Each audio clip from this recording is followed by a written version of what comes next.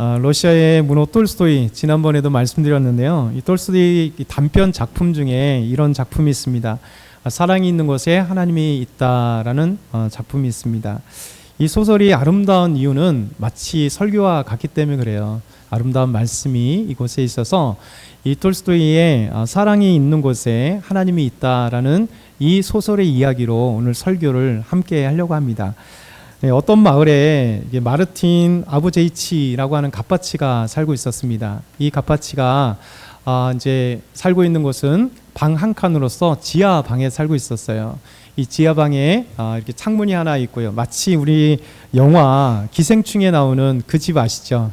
방에 도로만 이렇게 보이는 창을 갖고 있는 그런 집에서 갓바치 있기 때문에 가죽으로 이제 구두를 만드는 마르틴이었습니다.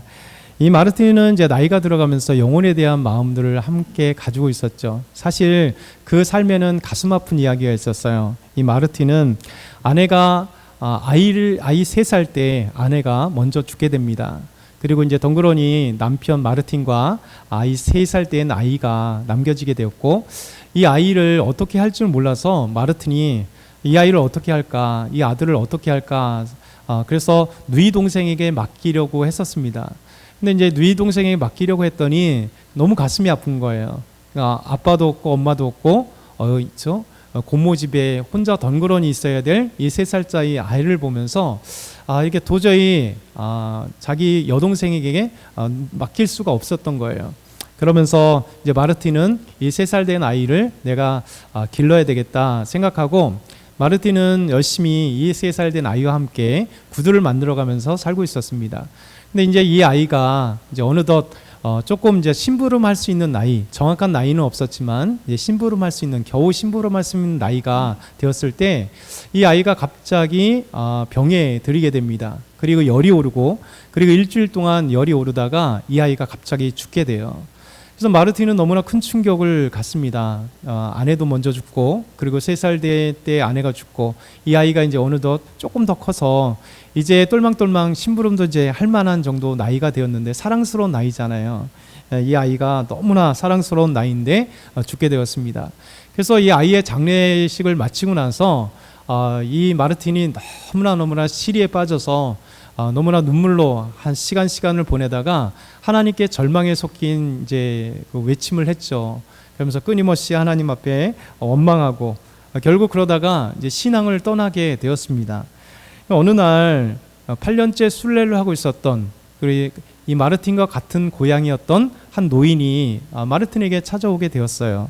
이 노인이 찾아와서 함께 마르틴의 집에서, 그 방에서, 구두방에서 함께 이야기를 나누는데, 이 마르틴이 노인에게 이렇게 얘기합니다. 전 이제 살고 싶은 마음이 들지 않습니다. 그냥 죽어버리겠으면 좋겠어요.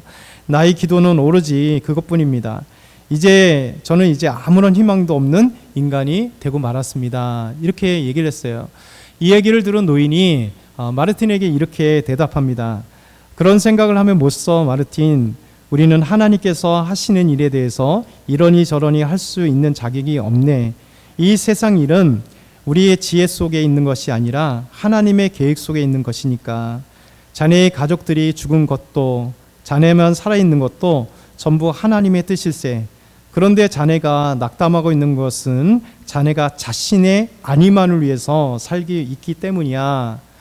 그래서 마르틴이 노인에게 이렇게 대답합니다. 그러면 무엇을 위해 살아야 한단 말입니까?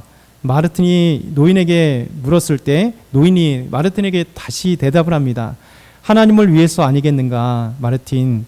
하나님께서 자네에게 존귀한 생명을 주셨으니 하나님을 위해서 살아야만 하네. 그렇게 할 수 있게 되면 그 어떤 슬픔도 고난도 자네를 어떻게 할 수 없게 될 걸세. 한동안 이제 조용히 마르틴이 있다가 마르틴이 말했습니다. 그럼 대체 어떻게 하나님을 위해 살아갈 수 있게 된단 말입니까? 그때 노인이 다시 이렇게 대답합니다. 어떻게 해야 하나님을 위해서 살 수 있는지는 예수님께서 전부 가르쳐 주시지 않았는가? 자네 글 읽을 줄 아나? 성경을 읽어보면 하나님을 위해 사는 것이 어떤 것인지 알게 될 걸세. 성경에는 모든 것이 적혀 있다네. 이 노인의 말을 들으면서 이 마르틴이 가슴이 막 뜨거워지기 시작하면서 마음이 너무너무 깊이 마음까지 차가 들었습니다. 그래서 이제 마르틴은 그날로 가서 커다란 글로 된 성경책을, 노인이니까 큰 성경책, 글자가 큰 성경책을 사 가지고 왔습니다. 그러면 이제 성경책을 마르틴이 읽기 시작한 거예요. 처음에는 주일과 쉬는 날만 성경책을 읽기를 원했고 그러려고 했습니다. 근데 이제 성경책을 읽다 보니까 너무너무 가슴에 와닿는 거예요. 마음이 와닿고 읽을 때마다 마음이 기쁜 마음이 들었습니다. 평안한 마음이 들었습니다. 그래서 마르틴은 점점 성경을 매일매일 성경을 읽게 되었습니다. 그러면서 하나님께서 자신에게 바라는 것이 무엇인지, 그리고 하나님을 위해서 어떻게 살아가는지에 대해서 서서히 깨닫게 되는 거예요. 그러면서 이 성경을 또 보게 되고 또 보게 되면서 마음의 평강을 누렸습니다. 그때부터 이 마르틴의 삶에 변화가 시작된 거예요. 그전에는 항상 마르틴은 이제 혼자 있게 되면 한숨만 짓거나 하나님을 원망하게 되고, 그 아들이었던 카피슈카를 그리면서 이 아들에 대한 그 마음에 그냥 생각하는 마음이 있잖아요. 그 마음이 있거나, 아니면 혼자 보드카를 마시면서 그 외로움을 달래거나, 아니면 사람들과 어떻게 만나게 되면 그 울분을 참지 못해서 별것도 아닌 것 때문에 막 소리치고 화를 내고 분노하고 그런 적이 너무 많았었습니다. 근데 이상하게 마르틴이 이 노인과 함께 이야기한 뒤에 성경을 사서 읽기 시작하면서 그 마음의 평강함이 막 찾아오는 거예요. 그러면서 기쁨이 찾아오면서 마르틴은 계속해서 성경을 읽기 시작합니다. 그러면서 성경을 매일매일 읽다가 어떤 때는 밤새 성경을 읽기도 하면서 어느 날도 마찬가지로 마르틴이 이제 성경을 읽기 시작했습니다. 복음서의 누가복음 6장의 말씀을 읽게 되었습니다. 이 누가복음 6장 29절 30절을 이제 마르틴이 읽게 되었어요. 같이 한번 읽어볼까요? 시작. 너는 이 뺨을 치는 자에게 저 뺨도 돌려대며 내 겉옷을 빼앗는 자에게 속옷도 거절하지 말라. 내가 구하는 자에게 주며 내 것을 가지는 자에게 다시 달라 하지 말며 남에게 대접을 받고자 하는 대로 너희도 남을 대접하라. 아멘.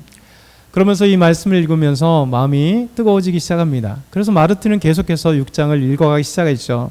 6장 46절부터 49절까지 같이 또 읽겠습니다. 너희는 나를 불러 주여 주여 하면서도 어찌하여 내가 말하는 것을 행하지 아니하느냐. 내게 나와 내 말을 듣고 행하는 자마다 누구와 같은 것을 너희에게 보이리라. 집을 짓되 깊게 파고 주추를 반석에 놓은 사람과 같으니 큰 물이 나서 탕류가 그 집에 부딪히되 잘 지어졌기 때문에 능히 요동하지 못하게 하였거니와 듣고 행하지 아니하는 자는 주추 없이 흙 위에 집 지은 사람과 같으니 탕류가 부딪힘에 집이 곧 무너져 파괴됨이 심하니라 하시니라. 아멘. 마르틴이 이 말씀을 읽으면서 기쁨으로 가득 찬 거예요. 그러면서 안경을 벗고 성경을 다시 한번 뒤적이면서 이제 팔꿈치를 이렇게 기어서 이제 탁자에 팔꿈치를 기대고 조용히 이제 생각을 해보는 겁니다. 그래서 마르틴이 이런 생각을 해봤습니다. 내 집은 반석 위에 지은 집 위에 지어졌는가, 모래 위에 지어졌는가. 반석이라면 좋을 텐데 이렇게 혼자 있을 때면 마음도 편안하고 모든 일을 하나님 말씀대로 행하고 있는 것 같아 기분이 들어.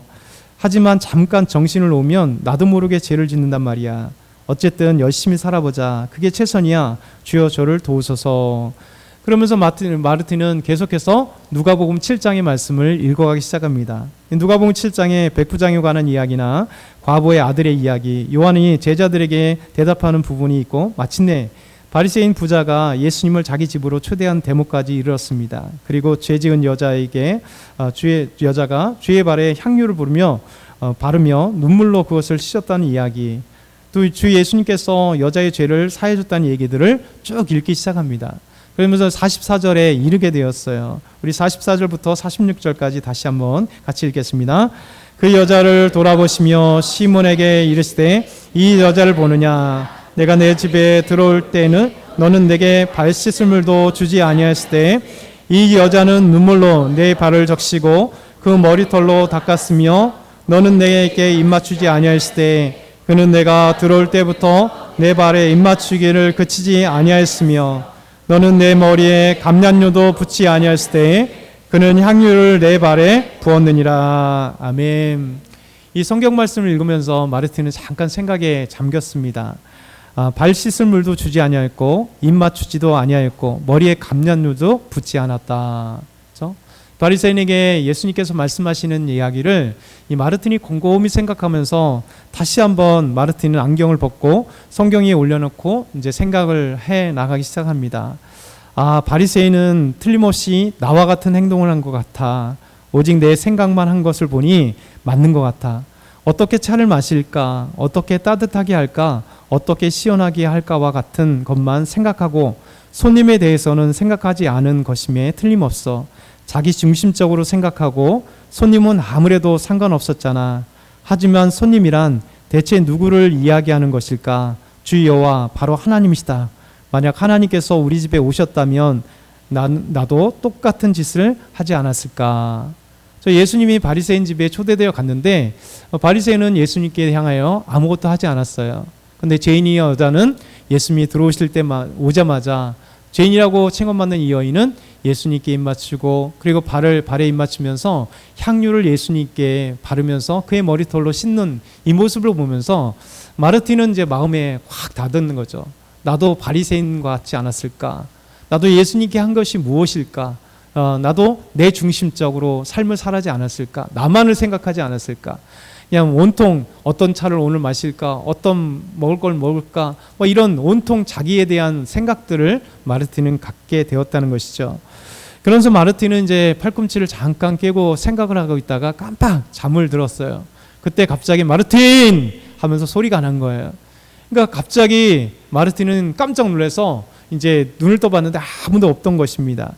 그리고 주위를 둘러봐도 아무도 없고 분명히 뚜렷한 음성인 것 같은데 하면서 다시 이제 졸음을 쏟기 시작하는데 갑자기 또 소리가 들립니다. 마르틴이 이봐 마르틴 내일 길을 살펴보고 있게 내가 갈 테니 하고 이렇게 소리가 들려오는 거예요. 내일 길을 살펴보라고요. 항상 창문에 이 반틈에 있는 창문을 바라보면서 사람들의 발을 보고 다 보이지 않으니까 항상 발을 봤거든요.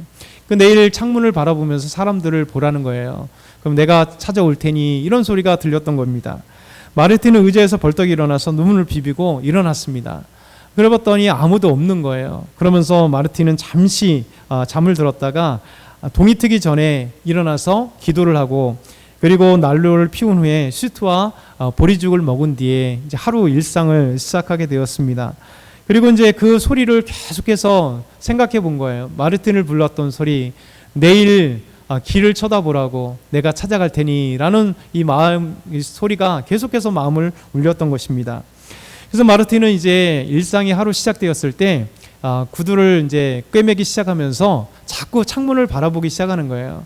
그러니까 창문을 바라보는데 새 벨트 구두를 신고 있는 한 노인이 있었습니다. 니콜라이 1세 때에 병사였던 노인이 밖에서 삽을 들고 눈을 치우고 있는 노인이 있었습니다.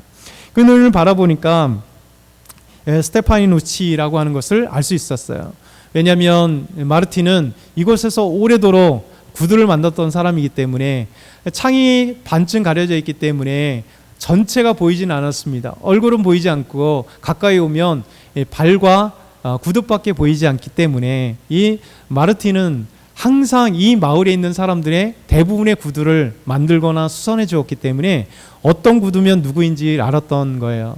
그래서 이 구두를 신고 있던 새 벨트 구두를 신었던 사람은 니콜라이 1세 때 병사였던 노인 스테파노위치라는 사실을 알게 되었습니다.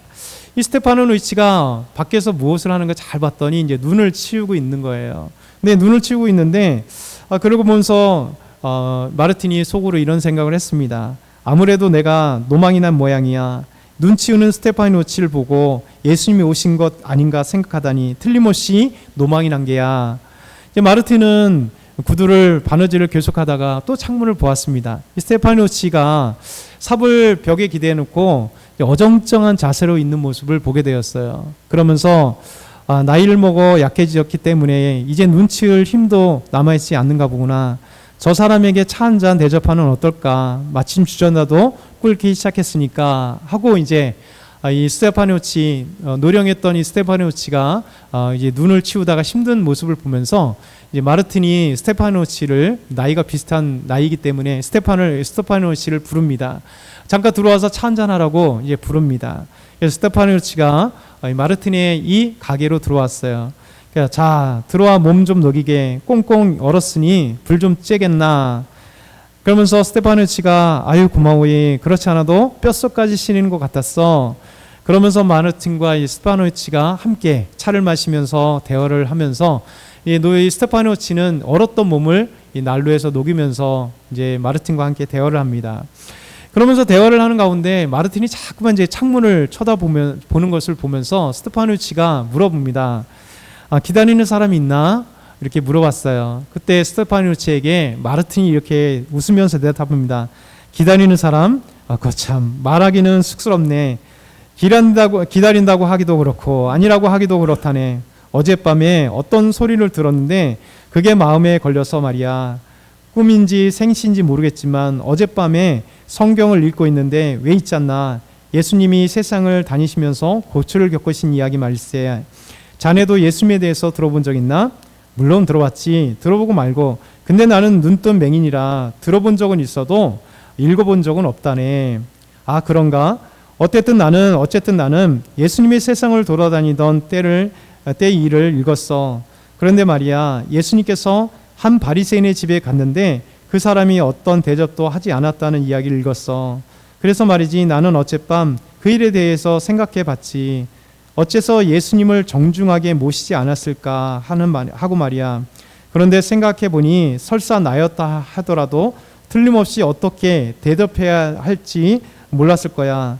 또 아무런 대접도 하지 못했을 거라는 생각이 들었어. 그런데 생각을 하다 보니 나도 모르게 잠이 들어버렸지 말이야. 잠들었나 싶었는데 귓가에서 내 이름을 부르는 듯한 소리가 들려왔어. 나는 눈을 떴지. 마침 누군가 속삭이고 있는 것처럼 기다려라. 내가 갈 테니 이런 목소리가 들려오는 거 아니겠나. 그것도 2번이나. 그래서 그 목소리가 내 머릿속을 맴돌아서 그런 것 같아서 어디 있나 이제 생각하면서 오늘 예수님을 기다리고 있다 이렇게 얘기를 했습니다. 스테파노치가 아무 말을 들으면서 아무 말을 하지 않습니다. 마르틴이 차 한 잔을 다시 스테파노치에게 주면서 이렇게 또 얘기합니다. 자자 마시게 몸에도 좋을 테니.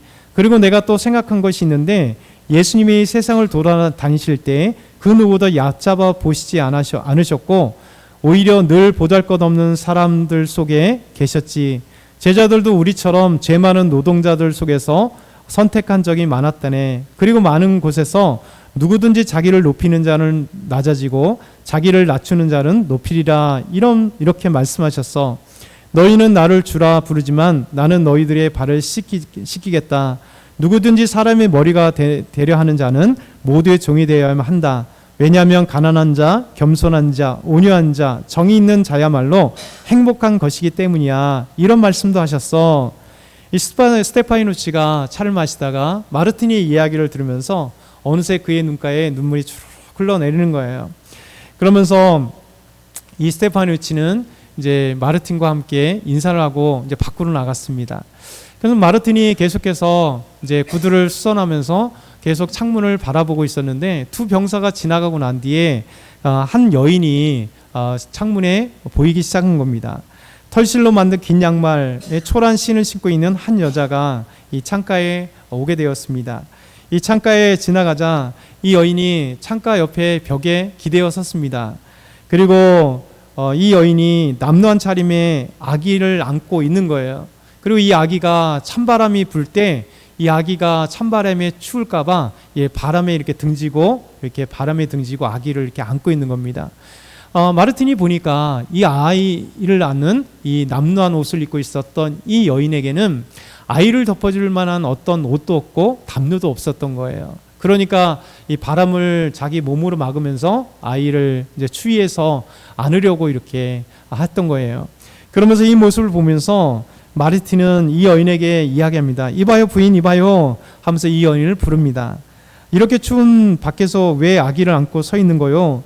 어서 들어와서 따뜻한 방에 있으면 아기를 달래기도 싫을 거예요. 난로 옆에서 가 몸을 녹여요. 이렇게 얘기하고 그 여인을 초대했습니다. 그 여인이 들어와서 이제 그 방 난로에 앉았던 거죠. 자, 여기 난로불 가까이에 앉아 몸을 녹이면서 아이에게 젖을 먹여요.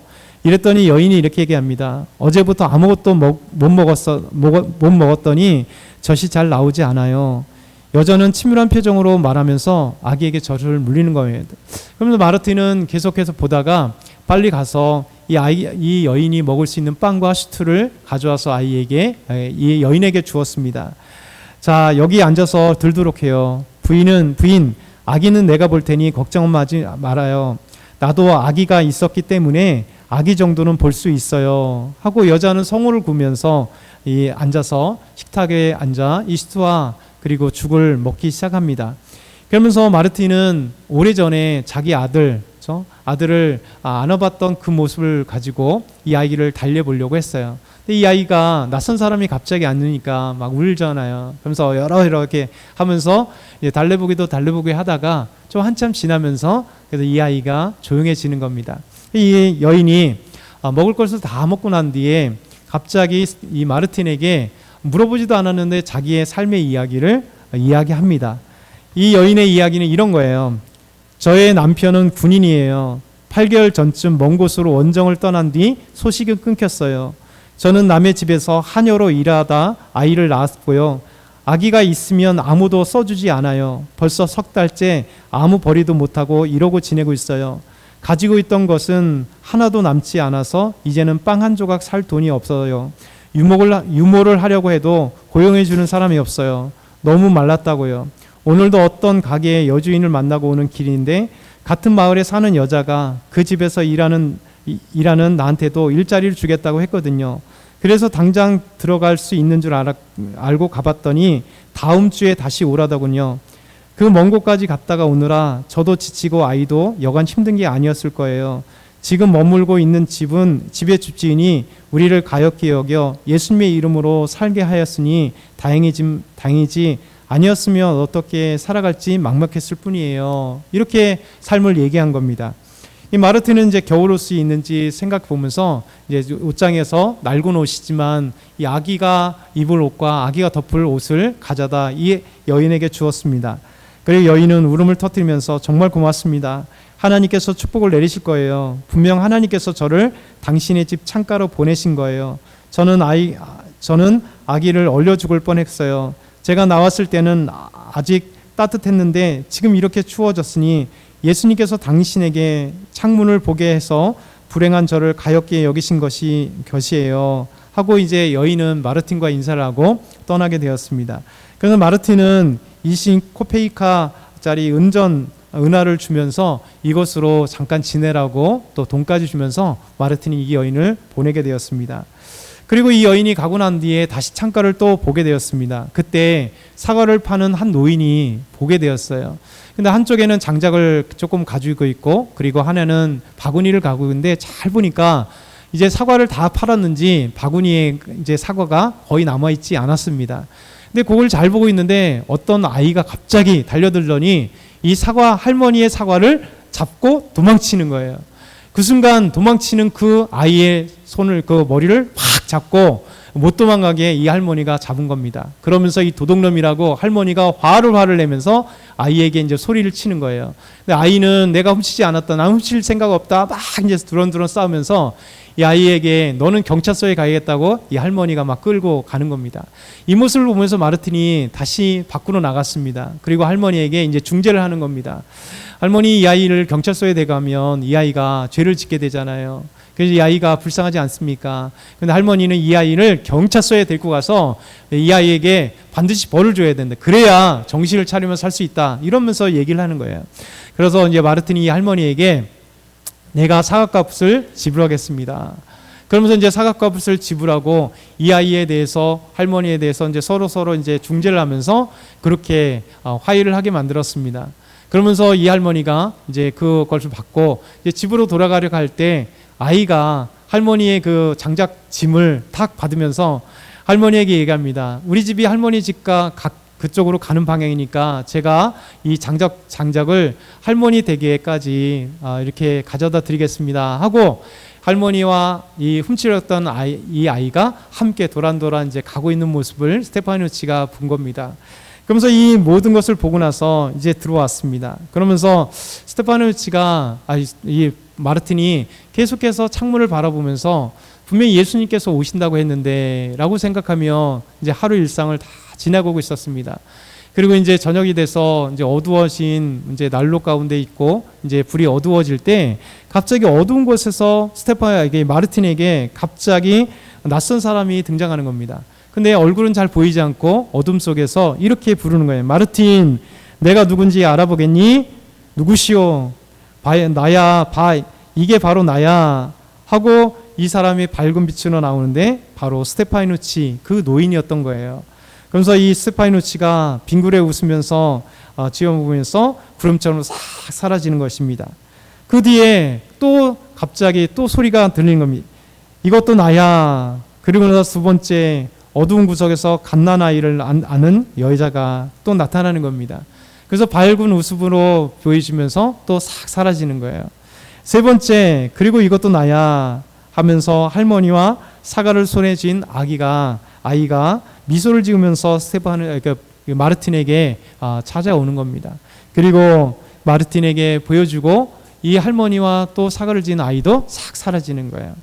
그러면서 마르틴은 마음의 기쁨이 충만해지면서 다시 복음서를 읽기 시작합니다.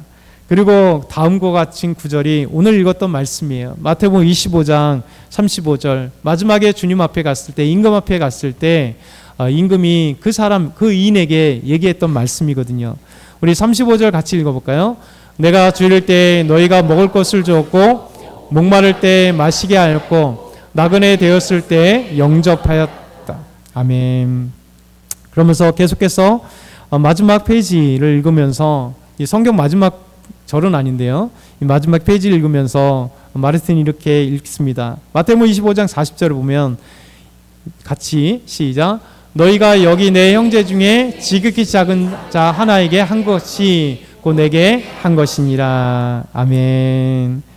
마르틴은 자신이 꿈꾼 것이 아닌가, 꿈이 꾼 것이 아닌가에 대해서 확신을 가졌어요. 이것은 꿈이 아니다.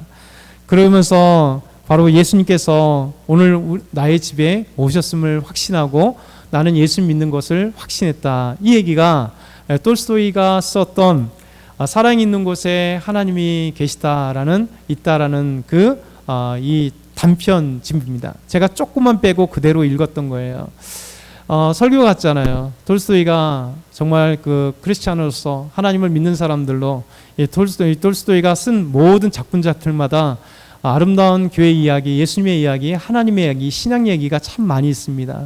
톨스토이의 부활이나 여러 이야기들도 마찬가지로 그 부분마다 하나님이 함께 하신 이야기, 꼭 마치 설교와 같아서, 그러니까 마르틴이 정말 하나님 앞에서 자녀를 잃어버리고 아내를 먼저 세상을 떠나보냈을 때 그 아픔 가운데, 그러나 하나님은 계획이 있다는 것이죠.